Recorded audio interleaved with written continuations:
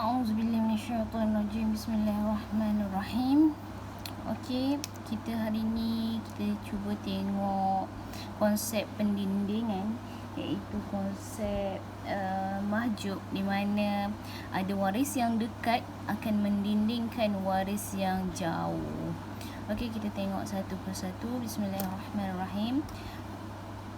Sebelum itu kita kena tengok 5 waris yang tidak akan terhalang ataupun tidak akan terdinding sama sekali oleh waris yang lain. Pertama adalah isteri ataupun suami. Ni mestilah salah seorang saja yang meninggal, sama ada lelaki. Apabila lelaki meninggal, dia akan meninggalkan isteri. Apabila yang meninggal ini adalah perempuan, dia akan meninggalkan suami. Okey, salah seorang sahaja, suami ataupun isteri. Yang pertama. Yang kedua adalah ibu. Ketiga adalah bapa. Keempat, anak perempuan. Kelima adalah anak lelaki. Kelima-lima orang ini adalah waris yang dekat. Waris yang dekat yang tidak akan terhalang ataupun tidak akan terdinding sama sekali. Okey, kita tengok seterusnya konsep mahjub ataupun konsep pendindingan secara penuh. Okey, kat sini anak lelaki ini akan menghalangi cucu lelaki daripada menerima bahagian faraid. Apabila ada anak lelaki, cucu lelaki tidak akan dapat bahagian faraid. Seterusnya, apabila cucu lelaki samalah, kalau ada anak lelaki, cucu lelaki akan terhalang, maka cucu perempuan juga akan terhalang. Okey, seterusnya adalah sekiranya cucu lelaki ini ada, maka saudara seibu sebapa lelaki akan terhalang. Saudara seibu sebapa lelaki akan terhalang. Okey, kita bagi anak panah di sini. Apabila ada cucu lelaki, saudara kandung lelaki akan terhalang. Apabila saudara kandung lelaki terhalang, maka saudara kandung perempuan pun automatik akan terhalang juga. Okey. Seterusnya, apabila saudara seibu sebapa lelaki ataupun saudara kandung terhalang, seterusnya saudara seibu sebapa lelaki ini akan menghalangi saudara sebapa.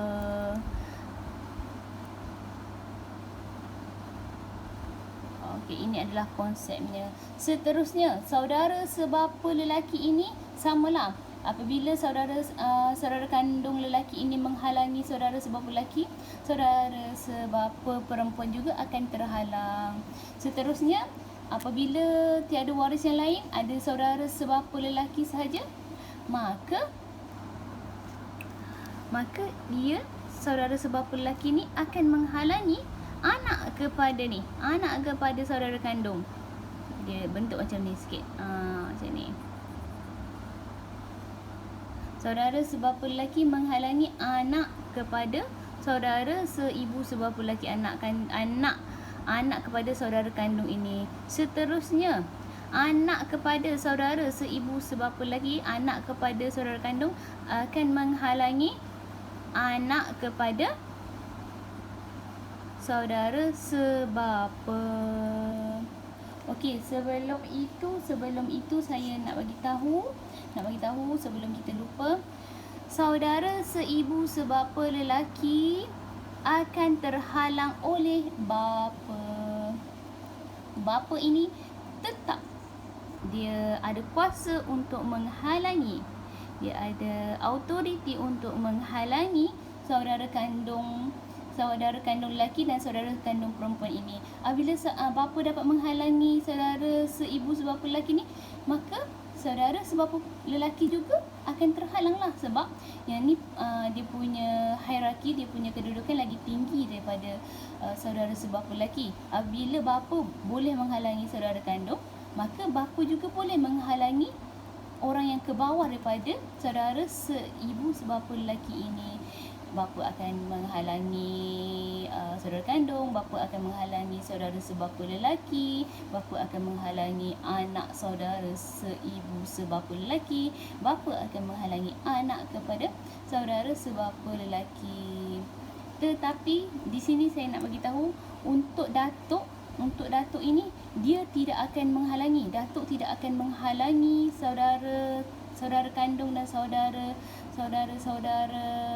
sebapa lelaki ini. Tapi datuk dan saudara-saudara ini, dia mempunyai kes yang tertentu. Dia akan ada situasi-situasi yang telah ditetapkan. Dan insya-Allah jika ada rezeki, jika ada ilham, saya akan cuba explain, saya akan cuba menerangkan dalam video yang seterusnya, insya-Allah. Okey, seterusnya saudara seibu sebapa lelaki. Saudara sebapa lelaki. Seterusnya anak saudara seibu sebapa lelaki. Anak kepada saudara sebapa lelaki. Okey, kat sini kita naik kat sini. Kita naik kat sini. Okey, kita naik kat sini. Anak kepada saudara sebapa lelaki, anak kepada saudara sebapa lelaki akan menghalangi bapa saudara seibu sebapa. Maknanya adik-beradik kepada bapa, adik-beradik kandung kepada bapa, anak saudara sebapa lelaki ini akan menghalangi. Kalau contohnya anak ini masih ada, anak saudara sebapa lelaki ini ada, dia akan memperolehi bahagian berbanding dengan bapa saudara ini. Bapa saudara seibu sebapa lelaki. Seterusnya, bapa saudara seibu sebapa lelaki, dia boleh menghalangi bapa saudara sebapa. Bapa saudara sebapa. Seterusnya, jika ada kedudukan ke bawah, jika ada anak ke bawah ini, dia akan turun. Contohnya, saya tulis sikit lah. Okey, ini anak bapa saudara seibu sebapa, dia memang lelaki sebab bapa saudara. Anak kepada bapa saudara sebapa. Okey, kat sini bapa saudara sebapa akan menghalangi pula anak kepada saudara seibu, anak kepada bapa saudara. Dia akan kedudukan macam ni. Okey, kat sini. Seterusnya, anak kepada bapa saudara seibu sebapa ini akan menghalangi pula anak kepada bapa saudara sebapa akan dihalangi oleh anak kepada bapa saudara seibu sebapa. Okey, kedudukan dia Z sama macam ni.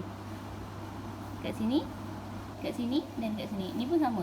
Bapa saudara seibu sebapa, bapa saudara sebapa menghalangi anak kepada bapa saudara seibu sebapa dan menghalangi kepada anak kepada bapa saudara sebapa. Seterusnya, anak kepada bapa saudara ini boleh pula menghalangi datuk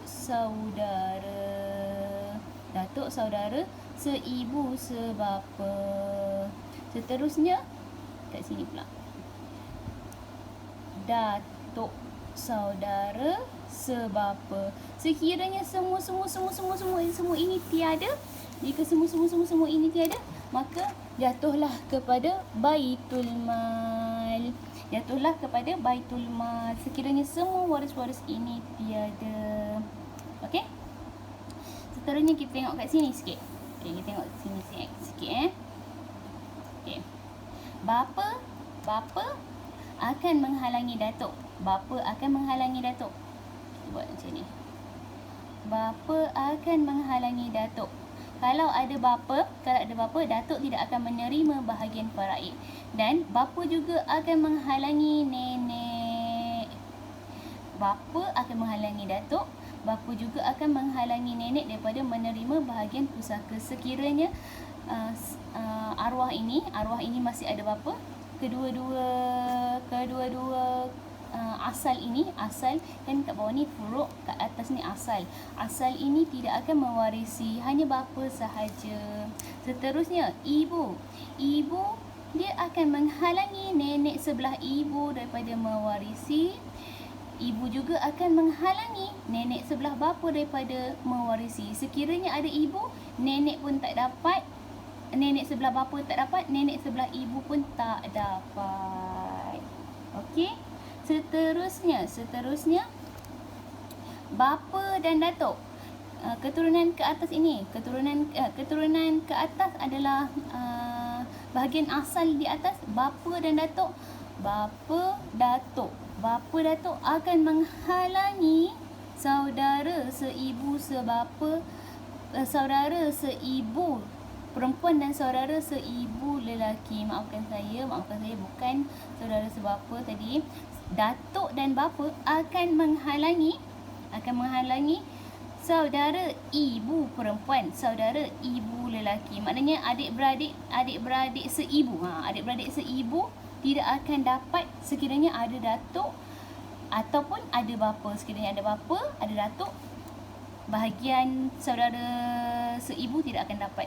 Juga sekiranya ada furuk. Furuk ini keturunan ke bawah ini. Ada anak perempuan, ada anak lelaki, ada cucu perempuan, ada cucu lelaki, maka saudara seibu lelaki, saudara seibu perempuan tidak akan dapat tidak akan dapat mewarisi bahagian pusaka. Okey, kita tengok sikit kita sama-sama belajar. Kita tengok kat sini. Okey. Saya pun kita tengok. Okey. First, anak lelaki, nampak tak kat bawah ni? Okay. Anak lelaki akan menghalangi cucu lelaki daripada mewarisi. Anak lelaki akan menghalangi cucu lelaki daripada mewarisi. Okey, seterusnya cucu lelaki akan menghalangi saudara seibu sebapa lelaki. Cucu lelaki ini akan menghalangi saudara seibu sebapa lelaki. Saudara seibu sebapa lelaki akan menghalangi saudara sebapa lelaki. Seterusnya bapa. Bapa juga akan menghalangi saudara sebapa. Saudara seibu sebapa. Bapa akan menghalangi saudara seibu sebapa. Bapa akan menghalangi adik-beradik kandung. Seterusnya bapa. Terus ibu sebapa lagi. Kat sini kita buat anak. Saudara sebapa lelaki akan menghalangi anak saudara seibu sebapa lelaki. Seterusnya, anak kepada saudara seibu sebapa lelaki akan menghalangi anak kepada saudara sebapa lelaki. Seterusnya, ni kat sini tadi. Anak kepada saudara seibu sebapa lelaki. Kat sini. Okey. Seterusnya kita naik ke atas. Okey, kita naik ke atas. Bapa saudara seibu sebapa. Maknanya anak kepada saudara sebapa lelaki, akan menghalangi bapa saudara seibu sebapa. Seterusnya bapa saudara seibu sebapa akan menghalangi bapa saudara sebapa. Ini bapa saudara sebapa ni di sini. Seterusnya bapa saudara sebapa akan menghalangi anak kepada bapa saudara seibu sebapa. Seterusnya anak kepada bapa saudara. Okey, ini. Anak kepada bapa saudara seibu sebapa akan menghalangi anak kepada bapa saudara. Anak kepada saudara sebapa. Anak kepada bapa saudara sebapa. Seterusnya anak kepada bapa saudara sebapa akan menghalangi datuk. Saudara. Datuk saudara kat atas ni. Datuk saudara seibu sebapa. Seterusnya datuk saudara akan menghalangi datuk saudara bapa, datuk saudara seibu sebapa akan menghalangi datuk saudara sebapa sekiranya semua waris ini tiada. Kejap, ada satu lagi saya tertinggal di sini. Di sini datuk, datuk bapa akan menghalangi datuk, bapa akan menghalangi datuk. Datuk dengan datuk ini akan menghalangi, start dari sini. Okey. Datuk akan menghalangi anak kepada saudara seibu sebapa. Untuk bahagian saudara-saudara ini, datuk ada hal yang tersendiri, akan ada urusan tersendiri, akan ada kes yang tersendiri dengan saudara seibu sebapa lelaki, saudara seibu sebapa perempuan, saudara sebapa lelaki, saudara sebapa perempuan. Datuk akan ada urusan yang tersendiri. InsyaAllah nanti kita akan cuba explainkan. Sebab datuk tidak akan menghalangi mereka. Bapa sahaja yang akan menghalangi, bapa sahaja yang akan menghalangi saudara seibu, saudara seibu sebapa ini. Datuk tidak akan menghalangi, saya ulang sekali lagi, datuk tidak akan menghalangi saudara kandung dan datuk tidak akan menghalangi saudara sebapa. Okey. Seterusnya, okey, sekiranya semua waris-waris ini tak ada, saya buat garisanlah sikit supaya tidak keliru. Saya buat garisan. Okey, sampai kat sini.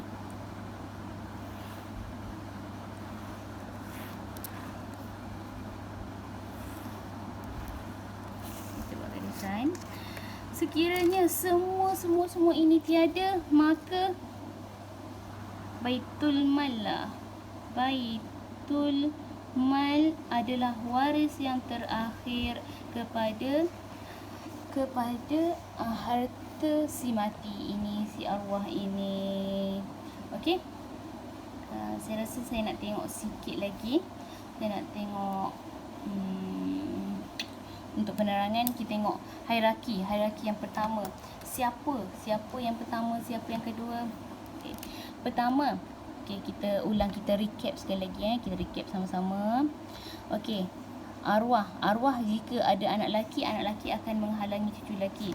Anak lelaki adalah hierarki yang pertama. Seterusnya yang hierarki kedua adalah cucu lelaki, hierarki yang kedua.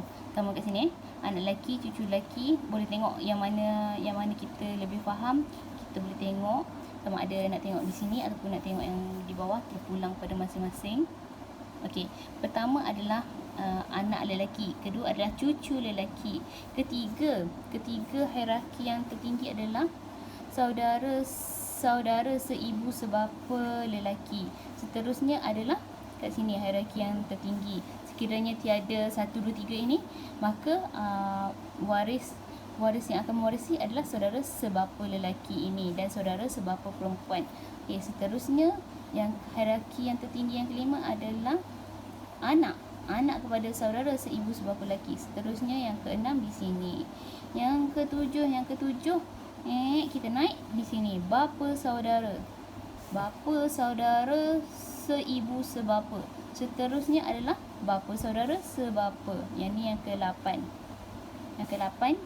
Seterusnya kita pergi ke sini, iaitu anak kepada bapa saudara seibu sebapa.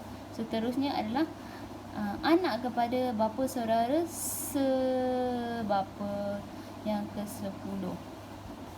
Seterusnya anak kepada bapa saudara sebapa akan menghalangi di sini hierarki yang ke-11, iaitu datuk saudara seibu sebapa, dan seterusnya adalah yang ke-12 datuk saudara sebapa.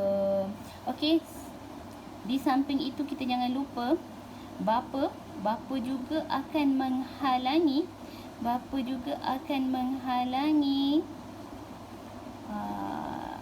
saudara seibu sebapa lelaki, saudara sebapa lelaki ini.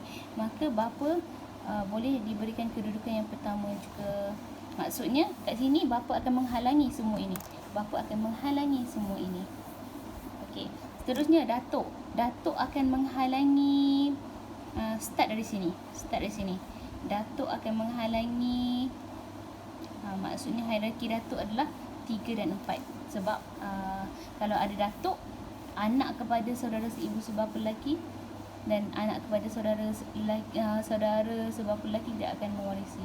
Maknanya datuk, kalau ada datuk, kalau walaupun bapa-bapa mereka ni tak ada, mereka ni tidak akan dapat. Okey. Kita tengok kat sini sikit. Hari ni panjang sikit saya buat explanation, semoga ia bermanfaat.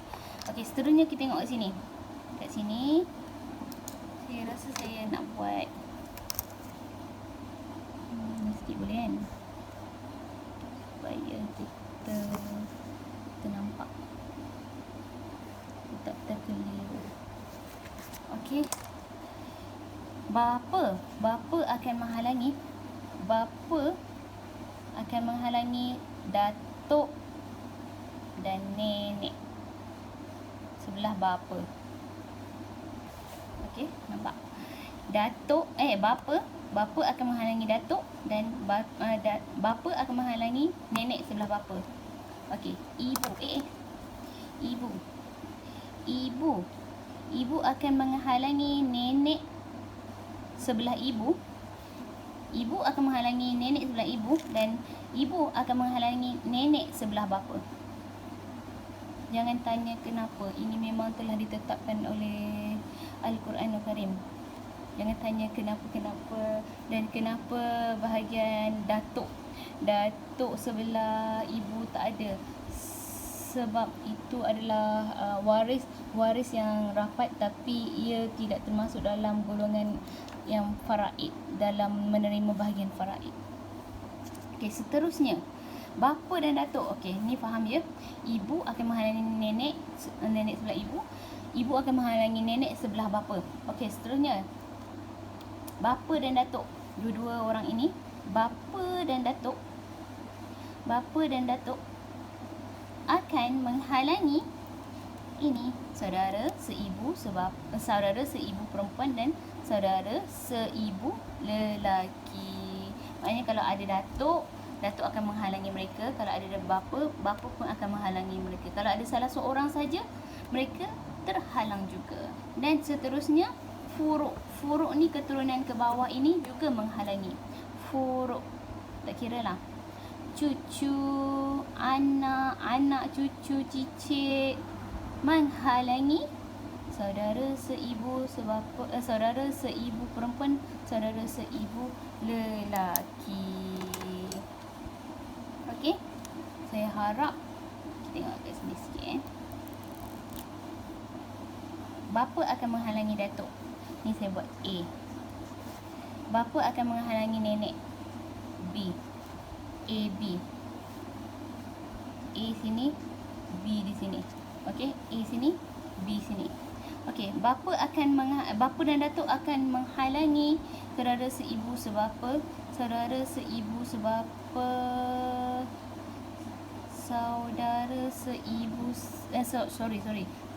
seibu lelaki dan saudara seibu perempuan.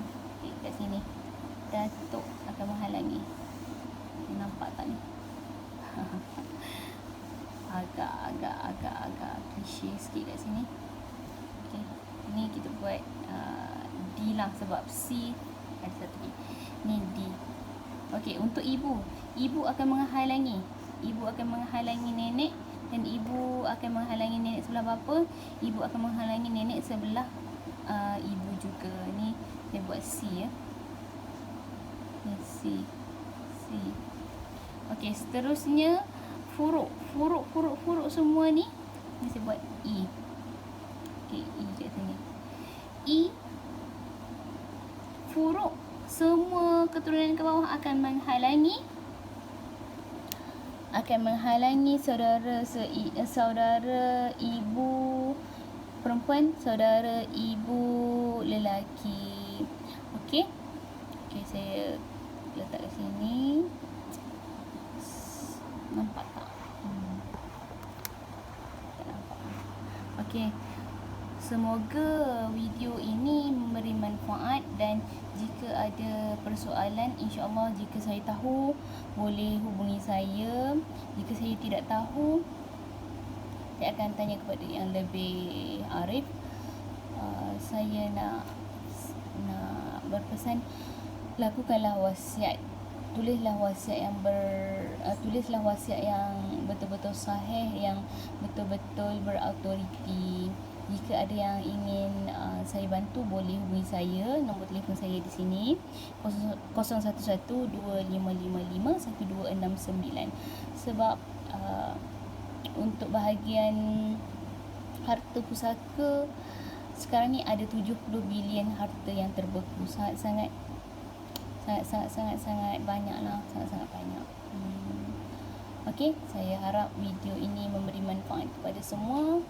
Assalamualaikum warahmatullahi wabarakatuh.